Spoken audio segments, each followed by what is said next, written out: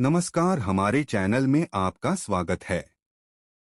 दोस्तों, हम अक्सर स्नान को एक साधारण रोजमर्रा की गतिविधि मानते हैं। कई लोग इसे सिर्फ एक दिनचर्या का हिस्सा समझते हैं, जिसके कारण वे किसी भी समय स्नान कर लेते हैं या कभी-कभी इसे पूरी तरह छोड़ देते हैं। लेकिन क्या आप जानते हैं कि हमारे पवित्र शास्त्रों के अनुसार स्नान एक अत्यंत महत्वपूर्ण और शुद्ध कर्म माना जाता है। वास्तव में यह हमारे सभी प्राचीन ग्रंथों जैसे कि पुराणों और शास्त्रों में एक विशेष स्थान रखता है। स्नान केवल शरीर की सफाई का माध्यम नहीं है, यह आत्मा, मन और शरीर तीनों को शुद्ध करने का एक आध्यात्मिक कृत्य है। जब तक हमारा शरीर शुद्ध नहीं होता, तब तक मन और आत्मा भी शुद्ध नहीं हो सकते, और जब तक मन और आत्मा शुद्ध नहीं होते, तब तक कोई भी धार्मिक या सांसारिक कार्य सफल नहीं हो सकता। यही कारण है कि हमारे शास्त्रों में यह कहा गया है कि किसी भी महत्वपूर्ण कार्य की शुरुआत से पहले शरीर को उचित नाम से शुद्ध करना आवश्यक है। यदि ऐसा नहीं किया जाता तो उन कार्यों में बाधाएं उत्पन्न हो सकती है और वे सफल नहीं हो पाते। शास्त्रों में स्नान के लिए कई महत्वपूर्ण नियम और विधियां बताई गई है। यदि हम इन नियमों का पालन करते हैं तो न केवल हम अपने शरीर को शुद्ध करते हैं, बल्कि मानसिक और आध्यात्मिक लाभ भी प्राप्त करते हैं। स्वयं भगवान श्री कृष्ण ने स्नान के महत्व और इसे सही तरीके से करने के बारे में बताया है। उन्होंने कहा है कि जो कोई भी शास्त्रों में बताए गए विधि विधान से स्नान करता है, वह सभी पापों से मुक्त हो जाता है और उसे समृद्धि, सुख और शांति प्राप्त होती है। हमारे शास्त्रों के अनुसार जब कोई व्यक्ति स्नान करते समय विशेष मंत्रों का जाप करता है, तो उस जल में ही पवित्र गंगा का वास हो जाता है और उस व्यक्ति का जीवन धन्य हो जाता है। जैसे गंगा स्नान सभी पापों को धो देती है, वैसे ही स्नान के दौरान मंत्रों का जाप करने से जल शुद्ध हो जाता है और उस व्यक्ति पर दिव्य कृपा बरसती है। भगवान श्री कृष्ण ने स्नान करने की विधि, सही समय, मंत्र और यहाँ तक कि बीमार व्यक्ति के लिए स्नान का तरीका भी बताया है। उन्होंने यह भी समझाया कि स्नान के तुरंत बाद क्या करना चाहिए। इन नियमों का पालन करने से न केवल गरीबी दूर होती है, बल्कि हर प्रकार की समृद्धि और सफलता प्राप्त होती है। स्नान से संबंधित सबसे महत्वपूर्ण नियमों में से एक है ब्रह्मा मुहूर्त में स्नान करना। यह समय सभी आध्यात्मिक क्रियाओं के लिए सबसे शुभ माना जाता है। ब्रह्मा मुहूर्त रात के अंतिम चरण में होता है, जो सूर्योदय से लगभग 1.5 से 2 घंटे पहले होता है। आमतौर पर यह समय सुबह 4 बजे से 5 बजे के बीच का होता है। शास्त्रों के अनुसार इस समय वातावरण में शक्तिशाली और दिव्य ऊर्जा होती है, जो आत्मशुद्धि और प्रार्थना के लिए सबसे उपयुक्त होती है। ब्रह्मा मुहूर्त में स्नान करने से न केवल शरीर शुद्ध होता है, बल्कि मानसिक स्पष्टता और आध्यात्मिक जागरूकता भी बढ़ती है, जिससे पूरे दिन के कार्यों में सफलता प्राप्त होती है। इसके विपरीत सुबह 8 बजे के बाद स्नान करने की अनुशंसा शास्त्रों में नहीं की गई है।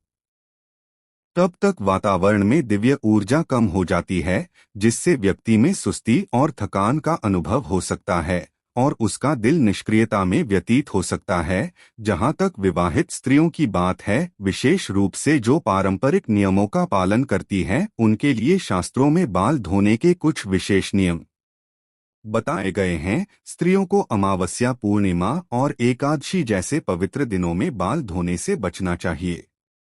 यह दिन अत्यंत पवित्र माने जाते हैं और इन दिनों बाल धोने से घर में दुर्भाग्य और अशांति आ सकती है। इसी प्रकार त्योहारों के दिन भी बाल धोने से बचना चाहिए और इसके बजाय एक दिन पहले बाल धो लेना उचित होता है। ज्योतिषीय दृष्टिकोण से देखा जाए तो अमावस्या, एकादशी और पूर्णिमा के दिन चंद्रमा अपनी चरम स्थिति या सबसे कमजोर स्थिति में होता है।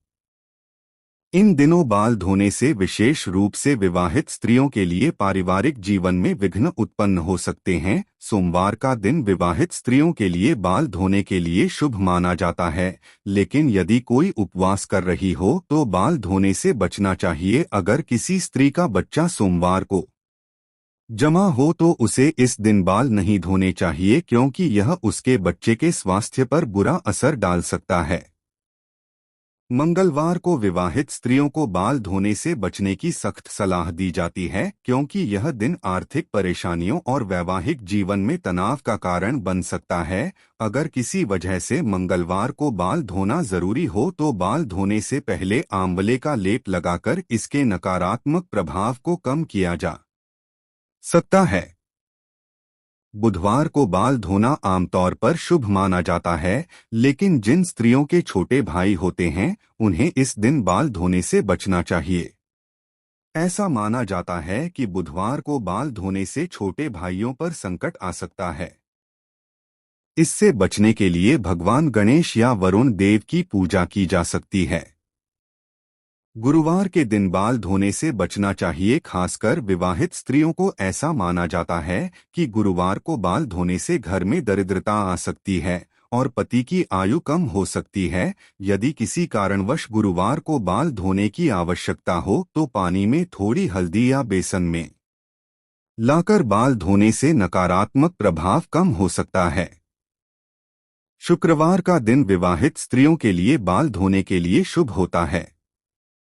हालांकि जो स्त्रियां पुत्र प्राप्ति की कामना करती हैं या जिनके पहले से पुत्र हैं, उन्हें इस दिन बाल धोने से बचना चाहिए।